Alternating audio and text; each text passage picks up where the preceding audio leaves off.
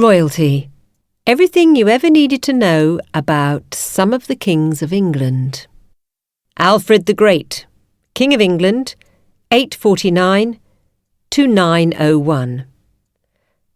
Actually, he was only really King of Essex, Kent and Wessex, and overlord of the rest of the kingdoms of the land. Edgar, King of England, 944 to 975. The younger son of King Edmund and great-grandson of Alfred the Great, King Edgar was reprimanded by Archbishop Dunstan for seducing a nun. Edred, King of England, reigned 946 to 955. Little is known of King Edred, save that he died of a fatal quinsy, a disease of the throat, in AD 955. Ethelred II, King of England, circa 968 to 1016.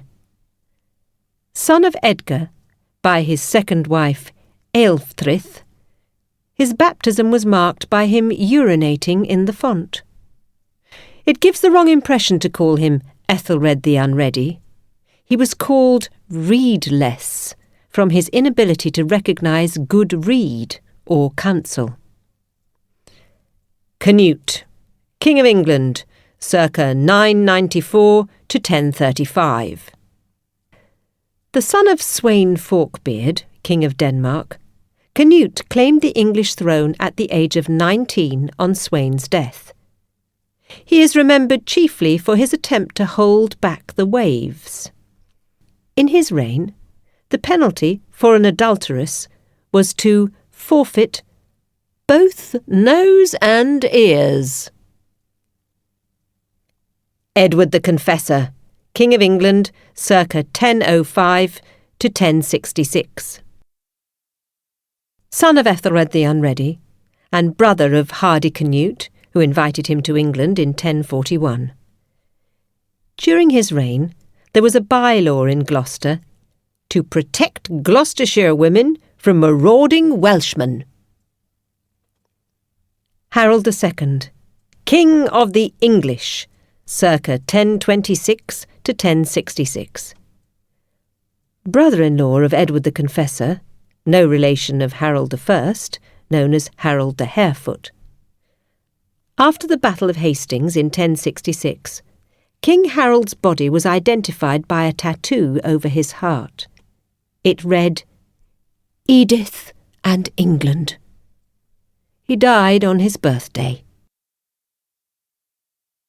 William the Conqueror, King of England, 1027 to 1087. He was an illegitimate child. His wife, Queen Matilda, was only 4 foot 2 inches in height, making her the shortest monarch England has ever had.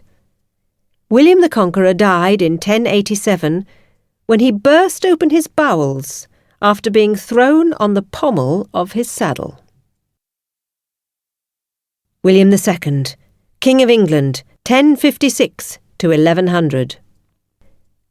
William Rufus, or the Red King, like his predecessor and father William the Conqueror, met his end in an accident. Out hunting with his friend Walter Tyrrell, the king's last words on spotting a deer were, "Shoot, Walter, shoot, as if it were the devil." Walter shot, but the arrow ricocheted off a tree and killed the king. Henry I, King of England, 1068 to 1135. Third surviving son of William the Conqueror, and the only one to have been born in England. Had he been a dwarf, the yard would be much shorter than it is today. For he it was who decreed that a yard would be the length of his own arm, from finger to nose. He died in 1135, from a surfeit of lampreys, eel-like fish, to which the king was evidently partial. Henry II, King of England, 1133 to 1189. Son of Geoffrey of Anjou, who was the second husband of the Empress Matilda, or Maud, daughter of Henry I of England. In 1176, Henry II ordained the amputation of the right hand and right foot of anyone convicted of robbery, murder, arson, or false coining. He also asked permission from Adrian IV, the only English pope, to conquer Ireland. Richard I, King of England, 1157 to 1199. Affectionately known as Coeur de Lion, the Lionheart, Richard I is the nearest thing England has ever had to an absentee landlord. He spent only 6 months of his 10-year reign actually in England, and his queen, Berengaria, is the only English queen never to have been in England. Wounded while besieging the castle of Chaluz in 1199, Richard need not have died had not the surgeon so rankled the wound in trying to extract the arrow that it mortified and brought on the end. Source: all information from the Ultimate Irrelevant Encyclopedia by Bill Hartson and Jill Dawson.